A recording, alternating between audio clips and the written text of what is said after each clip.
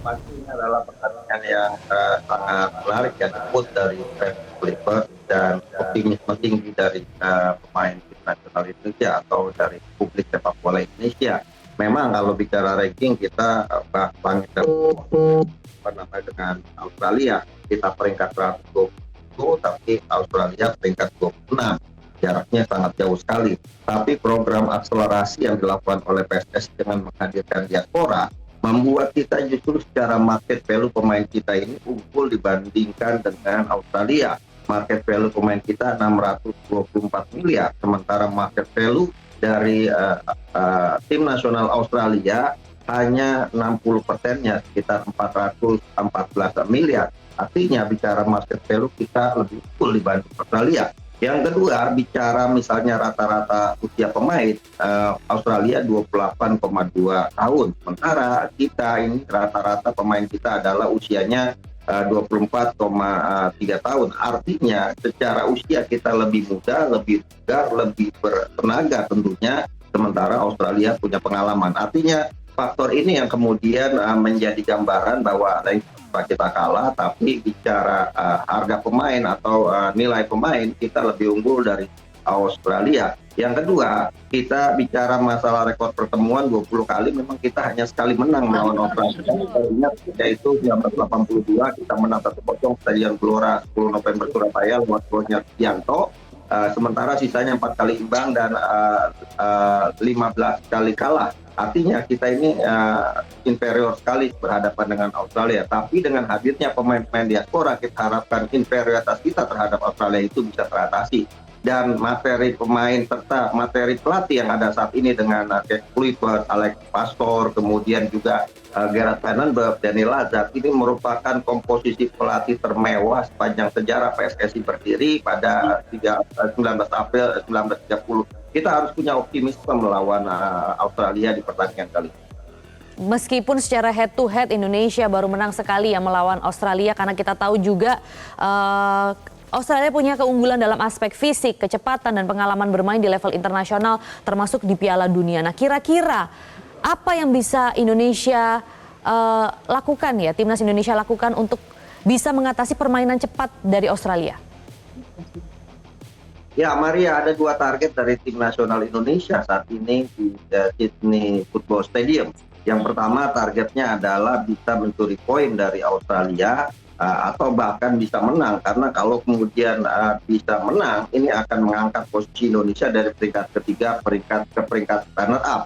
Artinya peluang untuk lolos langsung Piala Dunia dengan posisi kedua akan sangat terbuka kalau kita bisa menang lawan Australia, dan ini akan jadi modal kalau nanti selanjutnya kita akan menjamu Bahrain dan China. Artinya target ini yang kemudian dicanangkan, setidaknya kita tidak kalah melawan Australia, dan ini yang harus diwujudkan oleh Patrick Kluivert. Yang kedua, targetnya adalah menaikkan ranking FIFA kita. Kita sekarang 127. Kalau kita bisa menang melawan Australia, nilainya akan sangat tinggi sekali, sekitar 20,72 poin. Artinya kalau kita bisa menang melawan Australia hari ini, maka ranking kita akan melonjak naik dari 127 mungkin ke 119. Nah, apa yang harus dilakukan untuk mewujudkan target ini? Ya, tadi saya katakan kita tidak boleh inferior melawan Australia. Yang kedua, jangan juga overconfident, karena bagaimanapun seperti yang tadi Maria katakan, Australia unggul secara pengalaman karena mereka sudah 6 kali lolos ke Piala Dunia. Tim ini adalah tim langganan Piala Dunia. Karena itu, para pemain harus bisa menunjukkan performa terbaiknya dengan komposisi terbaru saat ini ya, di bawah pelatih Patrick Kluivert dengan 4 back di belakang. Berbeda dengan di era Sintayong dengan 5 back, kita memakai 4 back belakang. Artinya filosofi total football yang dibawa oleh Patrick Kluivert dengan tentunya dengan arsitek utamanya adalah Alex Pastur, diharapkan bisa membuat permainan kita bukan cuma lebih atraktif, tapi juga lebih tajam dalam mencetak gol. Karena kalau menang syaratnya cuma satu, harus bisa mencetak gol. Karena gol lah yang menentukan kemenangan. Oke, Bung Akmal, ini juga kita memiliki gambar terkini. Ini merupakan suasana terkini di Sydney Stadium kali ini, di mana supporter timnas Indonesia juga sudah terlihat mulai memadati di sana. Dan saat ini kembang api juga sudah mulai terlihat. Artinya saat lagi laga akan segera berlangsung, pemirsa. Namun kembali lagi kami juga ingin membahas kalau tadi Bung Akmal mengatakan oke menang memang poin Indonesia akan melesat naik, tapi mungkin tidak Bung kita menang karena juga banyak pengamat yang mengatakan meraih 1 poin saja sebenarnya sudah cukup bagus, misalnya bermain imbang saja sudah cukup bagus bagi Indonesia saat ini, sudah rasa menang katanya kalau bisa bermain imbang melawan Australia. Nah bagaimana Bung Akmal melihat hal ini?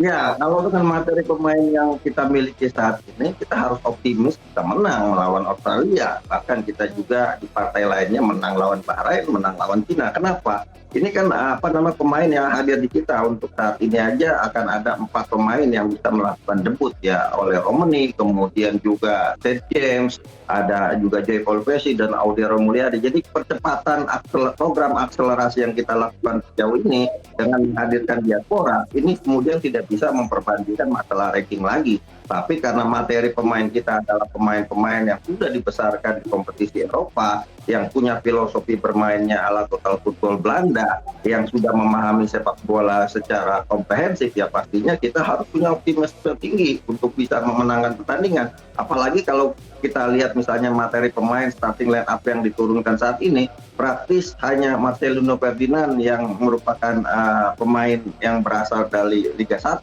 Selebihnya adalah pemain-pemain yang bermain dan besar di Italia, kemudian ada yang di era divisi Belanda.